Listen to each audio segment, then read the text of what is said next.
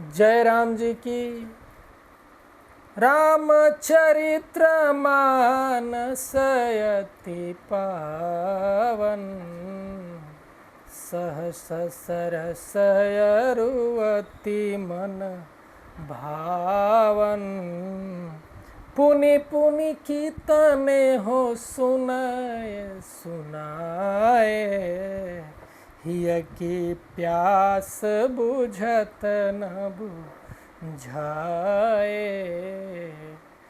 तो आज की कथा प्रारंभ करते हैं। कल जो कथा हमने विश्राम किया था उसके पहले थोड़ा सा मैं आपको बता दूं कि माता सती जी अपने घर पहुंच चुकी हैं। पहुंचने के बाद वहां पर लोगों को चेतावनी दी है कि जिन्होंने शिव जी का अपमान किया है या अपमान सुना है उनका फल तो तुरंत मिलने वाला है।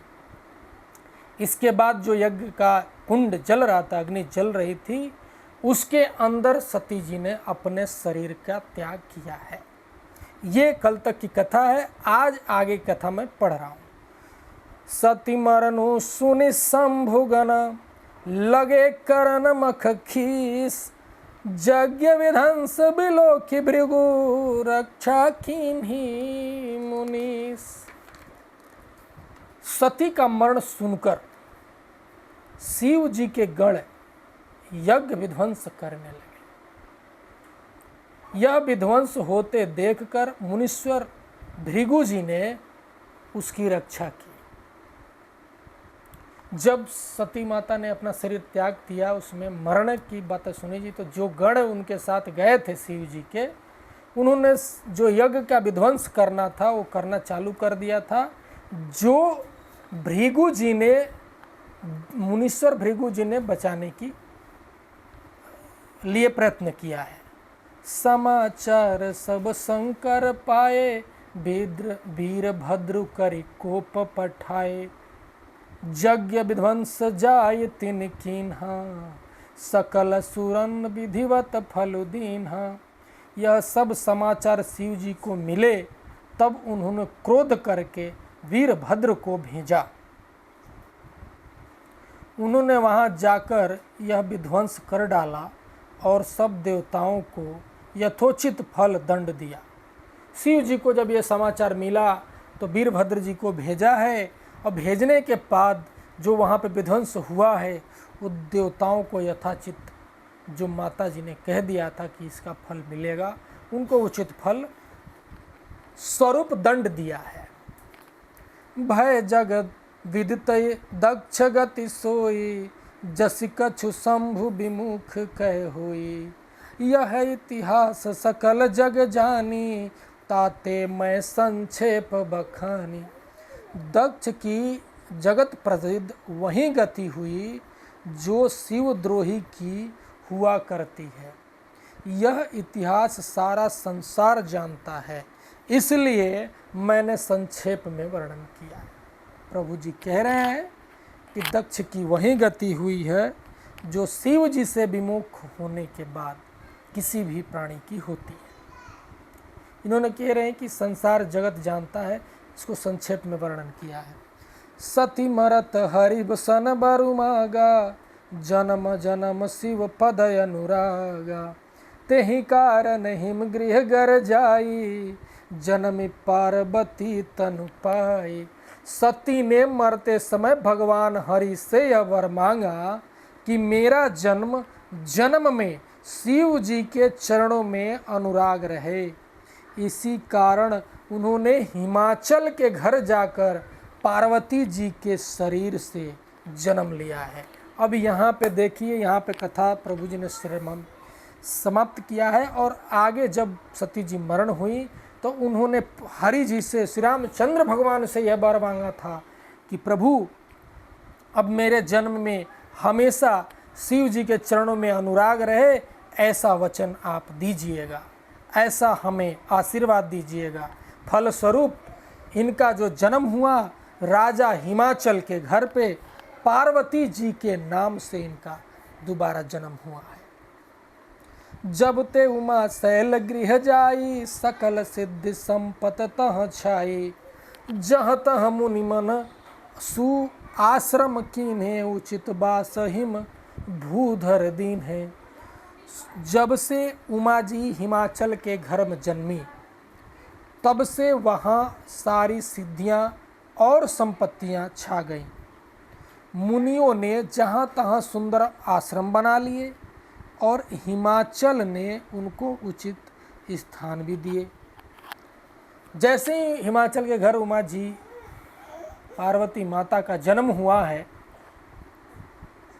वहाँ पे सारी सिद्धियाँ संपत्तियाँ छा गई हैं। मुनियों ने जहाँ तहाँ सुंदर आश्रम बना लिए हैं और हिमाचल जी ने उनको यथा उचित स्थान भी दिए हैं। सदा सुमन फल सहित सब द्रुम नव नाना जाति, प्रगति सुंदर शैल पर मणि आकर बहुभांति। उस सुंदर पर्वत पर बहुत प्रकार के सब नए नए वृक्ष सदा पुष्प फल युक्त हो गए और वहाँ बहुत तरह की मड़ियों के खाने प्रकट हुए। आप समझिए, माता जी का जन्म हुआ है, पर्वत पे बहुत से प्रकार के नए नए वृक्ष आए हैं, उनमें पुष्प आई हैं, फल आए हैं और मड़ियों के खान भी वहाँ पे प्रकट हुई हैं। सरिता सब पुनित जल बहाही, खग मृग मधुप सुख सब रही। सहज बयरु सब जीवन त्यागा, गिरी फर सकल करही अनुरागा। सारी नदियों में पवित्र जल बहता है और पक्षी पशु भ्रमर सभी सुखी रहते हैं। सब जीवों ने अपना स्वाभाविक बैर छोड़ दिया और पर्वत पर सभी परस्पर प्रेम में रहने लगे। आप समझिए, जैसे माता जी का जन्म हुआ है उस क्षेत्र में पवित्र जल, पशु पक्षी भ्रमर सभी सुखी रहने लगे और उस पर्वत पे जिनका बैर था वो आपस में प्रेम से रहने लगे। तब से जब से माता जी का वहाँ जन्म हुआ है। सो हसैल गिरजा गृह आए, जिमि जनु राम भगति के पाए। नित्य नूतन मंगल गृहतासु, ब्रह्मादिक गावहि जसि जासु। पार्वती जी के घर आ जाने से पर्वत ऐसा शोभामान हो रहा है जैसा राम भक्ति को पाकर भक्त शोभामान होता है। उस पर्वत राज के घर नित्य नए नए मंगल उत्सव होने लगे, जिसका ब्रह्मादि यश गाते हैं। नारद समाचार सब पाए, कौतुक ही गिर गेह सिधाए। शैलराज बड़ आदर कीन्हा, पद पखारी बर आसन दीन्हा। जब नारद जी ने यह सब समाचार सुने तो वे कौतुक कहीं से हिमाचल के घर पधारे हैं। पर्वतराज ने उनका बड़ा आदर किया और चरण धोकर उनको उत्तम आसन दिया। नारद जी, आपको तो पता ही है, नारद जी जहाँ समाचार मिले वहाँ पहुँचे नहीं। नारायण नारायण करने वाले जो नारद मुनि हैं, ब्रह्म ऋषि हैं, घर आए हैं, उनका बड़ा ही आदर किया है, बैठाया है, पैर धोया है, चरण धोए हैं, अच्छे आसन पे बैठाया है। कौन? शैलराज हिमाचल जी। नारी सहित मुनि पद सिर नावा, चरण सलेल सबु भवन सिचावा। निज सौभाग्य बहुत गिरि बरना, सूता बोली मेले मुनि चरना। फिर अपनी स्त्री सहित मुनि के चरणों में सिर नवाया और उनके चरणों को सारे घर में छिड़काया है। हिमाचल ने अपने सौभाग्य का बहुत बखान किया और पुत्री को बुलाकर मुनि के चरणों में डाल दिया। कुछ बताने की जरूरत है नहीं। चित्रकाल यज्ञ सर्वज्ञ तुम, गति सर्वत्र तुम्हारी, कहूँ सुता के दोष गुना, मुनिबर हृदय बिचारी। और कहा, हे मुनीश्वर, हे मुनिवर, आप त्रिकाल यज्ञ हैं और सर्वज्ञ हैं, आपकी सर्वत्र पहुँच है, अतः आप हृदय में विचार कर कन्या के दोष गुण कहिए। अब राजा जो हिमाचल जी हैं अपनी पुत्री को उनके चरणों में डाल दिया है और पूछा है, क्या पूछा है? कन्या के दोष गुण बताइए। कह मुनि बहिष गूढ़ मृदुबानी, सुता तुम्हारी सकल गुण खानी, सुंदर सहज सुशील सयानी, नाम उमा अंबिका भवानी। नारद मुनि ने हंसकर रहस्य युक्त कोमल वाणी से कहा, हिमाचल जी, आपकी कन्या सब गुणों की खान है। वह स्वभाव से ही सुंदर, सुशील और समझदार है। उमा, अंबिका और भवानी इसके नाम है। उमा, अंबिका और भवानी इनके नाम है। सब लक्षण संपन्न कुमारी, होई संतत पिह पिहारी, सदा अचल यही करे अभिभाता, यही तेजस पाए हैं पितु माता। कन्या सब सुलक्षणों से संपन्न है, यह अपने पति को सदा प्यारी होगी, इसका सुहाग सदा अचल रहेगा और इससे इसके माता पिता यश पावेंगे, सदा ही उनका यश होगा। ऐसा नारद मुनि जी ने बताया है। किसको बताया है? उमा जी के माता पिता को बताया है, जो है, नाम क्या है उनका, दोबारा बताते हैं, हिमाचल, राजा हिमांचल। हो ही पूज्य सकल जग माही, यही सेवत कछ दुर्लभ नाही, यही कर नाम सुमिर संसारा, त्रिय चढ़ाई प्रतिव्रत सिधारा। यह सारे जगत में पूज्य होंगी और इनकी सेवा करने से कुछ भी दुर्लभ ना होगा। संसार में स्त्रियां इनका नाम स्मरण करके पतिव्रत रूपी तलवार की धार पर चढ़ जाएंगी। इतना कह रहे हैं। इनके नाम लेने से सारे सुख आपको मिल जाएंगे, कोई भी चीज़ दुर्लभ नहीं रहेंगी। ऐसी सुशील हैं, ऐसी ये कन्या है। और इनके नाम लेकर पृथ्वी के सारी पवित्र जो स्त्री नारियां हैं, पतिव्रता नारियां हैं, नाम लेके इनका गुणगान करें। शैलल सुलक्षण सुता तुम्हारे, सुनहु जय भय गुण दुख दुईचारी। शैल सुलक्षण सुता तुम्हारे, सुनहु जय अब गुण दुईचारी। अगुण अमान मातु पितुहीना, उदासीन सब संशय छीना। साथ में अभी गुण बता रहे थे, अब अवगुण बताने का भी इन्होंने प्रयास किया है। देखिए, हे पर्वतराज, तुम्हारी कन्या सुलक्षणी है। अब इसमें दो चार अवगुण भी हैं, उन्हें भी सुन लीजिए। गुणहीन मानहीन, माता पिता विहीन, उदासीन संशयहीन, लापरवाह है ये। गुण है ही नहीं, मान रहेगा ही नहीं, माता पिता की बात सुनेगी नहीं, उदासीन रहेंगी, संशयहीन लापरवाह रहेंगी। अब इनके अवगुण भी हैं। जोगी जटिल अकाम मन, नगन अमंगल वेश, अस स्वामी यही कह मिली हैं, परिहस्त यसीरेख।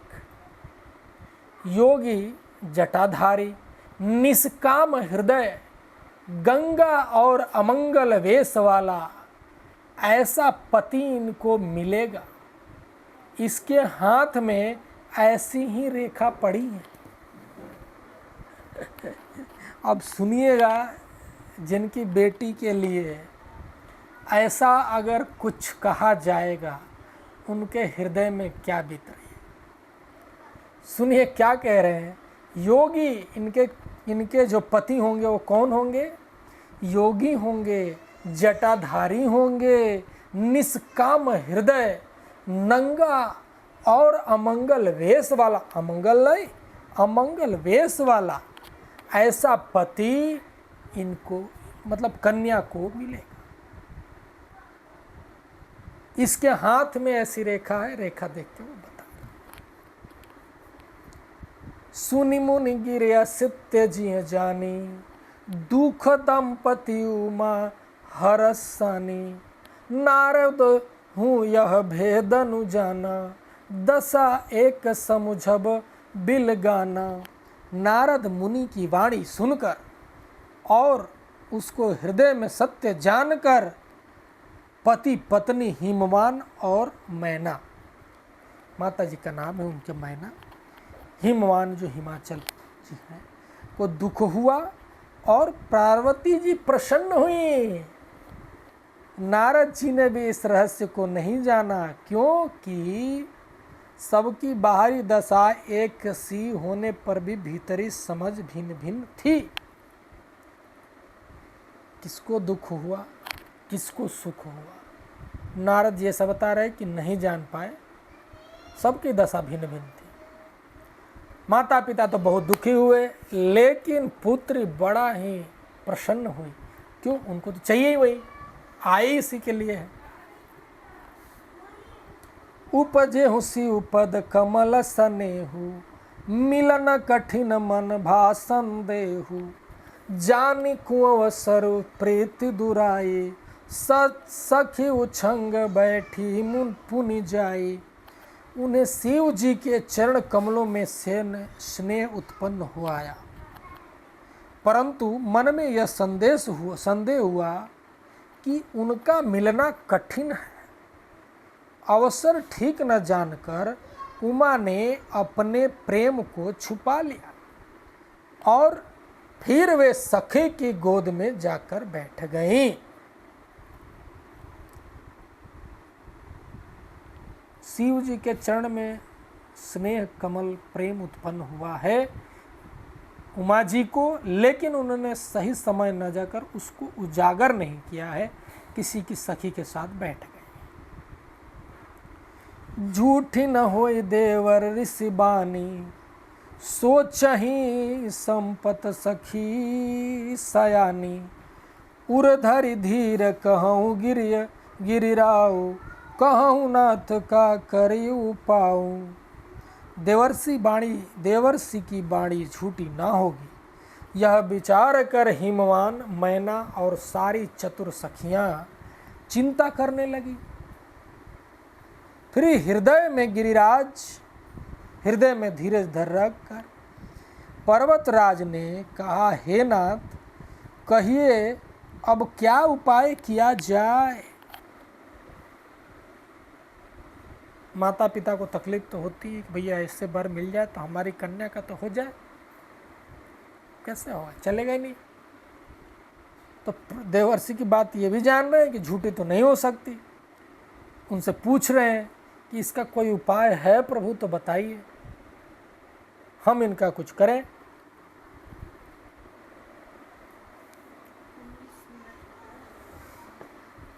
तो आज की कथा यहीं हम संपन्न करेंगे और कल फिर कथा चालू करेंगे, क्योंकि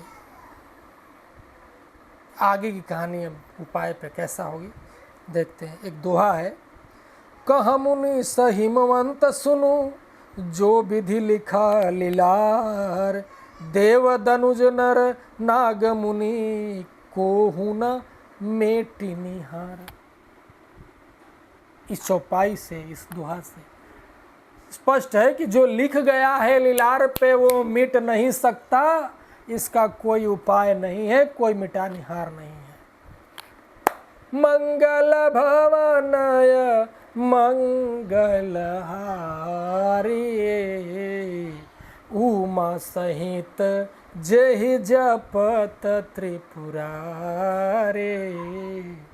मंगल भवनय मंगल हारे, द्रबहु सो दशरथ अजिर बिहारे।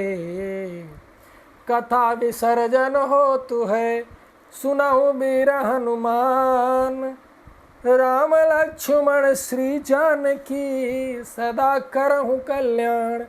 एक घड़ी आधो में पुनियाद, तुलसी संगत साधु के कटय कोट अपराध।